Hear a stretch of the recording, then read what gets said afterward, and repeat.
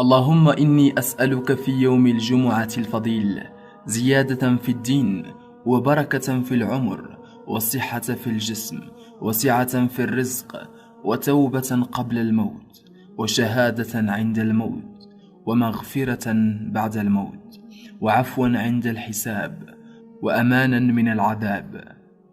أسأل الله العظيم أن يحصنك بالقرآن، ويبعد عنك الشيطان، وييسر لك من الأعمال ما يقربك إليه، وأن يصب عليك من نفحات الإيمان وعافية الأبدان ورضا الرحمن.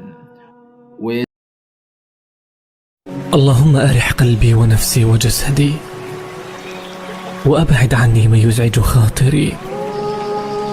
ربي أحتاجك معي بكل لحظة أمر بها.